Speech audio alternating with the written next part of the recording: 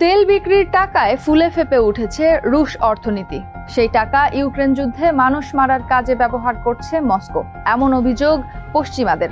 Putin সরকারের বিরুদ্ধে পশ্চিমাদের এমন অভিযোগ অবশ্য বেশ পুরনো। রাশিয়াকে কাবু করতে রুশ তেল আমদানিকারকদের ওপর বাড়তি শুল্ক আরোপ করে যুক্তরাষ্ট্র। এতেও যখন দমানো যাচ্ছে না মস্কোকে, তখন সরাসরি রুশ জ্বালানি খাতকে টার্গেট করেছে ইউক্রেন। রুশ জ্বালানি অবকাঠামোতে ক্রমাগত ড্রোন হামলা চালাচ্ছে কিয়েভ, যা রুশ জ্বালানি খাতকে ফেলে দিয়েছে কঠিন এক পরীক্ষার মুখে। প্রশ্ন উঠেছে, রুশ জ্বালানি খাতের মৃত্যু কি তবে আসন্ন? ফরেন অ্যাফেয়ার্সের এক প্রতিবেদনের আলোকে এসবই জানাবো বিস্তারিত। সঙ্গে আছি আমি রুবাইয়া এশা। জ্বালানি অবকাঠামোগুলো যুদ্ধক্ষেত্র থেকে দূরে হওয়ায় ইউক্রেন যুদ্ধের প্রভাব পড়বে জ্বালানি খাতে, এমনটি ঘুণাক্ষরেও চিন্তা করেনি তেল সমৃদ্ধ মস্কো। উল্টো এতদিন নিজেদের খেয়াল খুশি মতো ইউক্রেনের বিদ্যুৎ ও জ্বালানি স্থাপনায় হামলা চালিয়েছে তারা। কিন্তু চলতি বছরের আগস্ট থেকে পরিস্থিতি পাল্টে যায়। রাশিয়ার অভ্যন্তরে থাকা তেল শোধনাগারগুলোর ওপর ধারাবাহিক ড্রোন হামলা করে কিয়েভ। অক্টোবর নাগাদ ৩৮টি বড় রুশ রিফাইনারি অর্ধেকেরও বেশি জায়গায় অন্তত একবার আঘাত হানে ইউক্রেনীয় ড্রোন। ফলে কমে আসে তেল প্রক্রিয়াজাতের পরিমাণ। জুলাইয়ে প্রতিদিন যেখানে ৫.৪ মিলিয়ন ব্যারেল তেল প্রক্রিয়াজাত হয়েছে, সেটা সেপ্টেম্বরে নেমে আসে ৫ মিলিয়নে। অনেক অঞ্চলে বন্ধ হয়ে যায় তেল উৎপাদন। পেট্রোল স্টেশনকে শুরু করতে হয় জ্বালানি রেশনিং।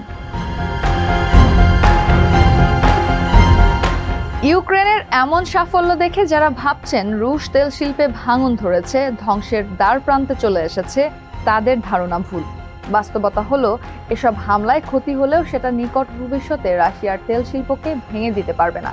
কারণ বিশ্বের তৃতীয় বৃহত্তম রিফাইনিং ব্যবস্থার মালিক রাশিয়া। এ খাতে তাদের সক্ষমতাও যথেষ্ট ভালো। ফলে হামলা হলে দ্রুত মেরামত করে পরিস্থিতি সামাল দিতে পারবে মস্কো। তাছাড়া পুতিন সরকারও বিভিন্ন অর্থনৈতিক পদক্ষেপ নিয়ে পরিস্থিতি সামাল দেওয়ার চেষ্টা চালাচ্ছে। এর বাইরে হামলা প্রতিক্রিয়া নিয়ে ঝুঁকিতে আছে ইউক্রেনও, কেননা প্রতিশোধ হিসেবে পাল্টা হামলা চালাতে পারে মস্কো। তখন ইউক্রেনের জ্বালানি অবকাঠামো আরও ক্ষতিগ্রস্ত হতে পারে, যা মাথায় রাখতে হচ্ছে ভলোদিমির জেলেনস্কিকেও। রাশিয়ার তেল খাত এত বড় ও জটিল যে এর প্রকৃত প্রভাব মাপা বেশ কঠিন। তবে বর্তমানে প্রতিদিন প্রায় ৬.৫ মিলিয়ন ব্যারেল তেল শোধন করার ক্ষমতা আছে মস্কোর, যেখান থেকে প্রতিদিন ২ মিলিয়ন ব্যারেল তেলজাত পণ্য রপ্তানি হয়। কিন্তু অতি সম্প্রতি ড্রোন হামলায় এ খাতে ধাক্কা লেগেছে। এর সঙ্গে আগে থেকেই ছিল কৃষিকাজ ও যানবাহনে ব্যবহৃত তেলের চাহিদা, যা গ্রীষ্মে আরও জটিল করে তুলতে পারে। তখন বার্ষিক রক্ষণাবেক্ষণের জন্য কিছু রিফাইনারি বন্ধ হয়ে সংকট তৈরি করে মূল্য বাড়ায়। এমন পরিস্থিতি তেলের মূল্য নিয়ন্ত্রণ ও মুদ্রাস্ফীতি রোধে হস্তক্ষেপ করছে রুশ সরকার।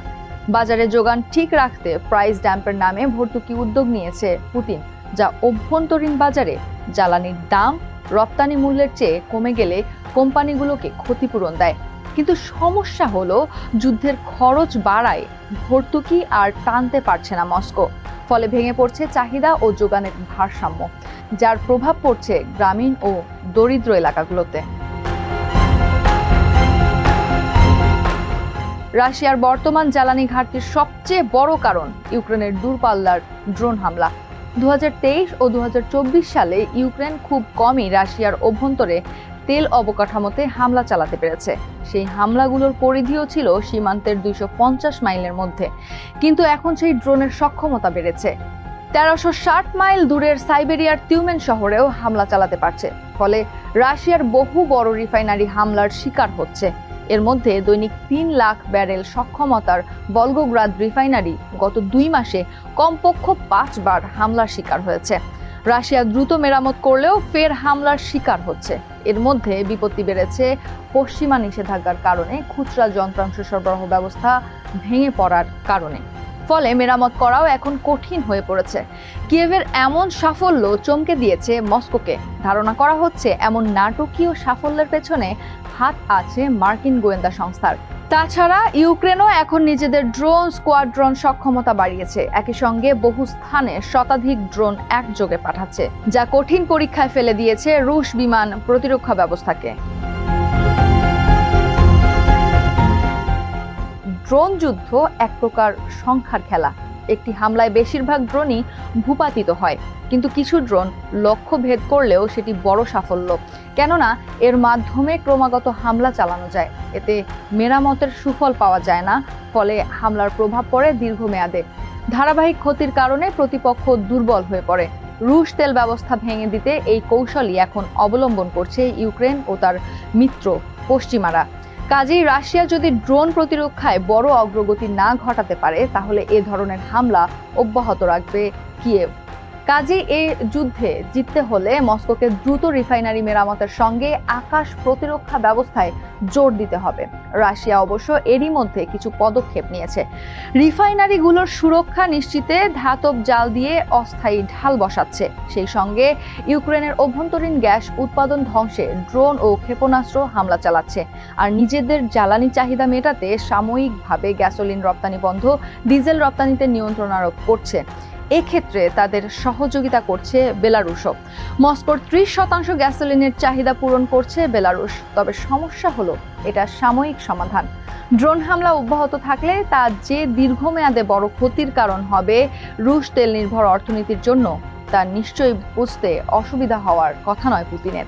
তাই পরিস্থিতি মোকাবিলায় নতুন কোন চাল দেন পুতিন, সেটা দেখা বেশ আকর্ষণীয়ই হতে যাচ্ছে।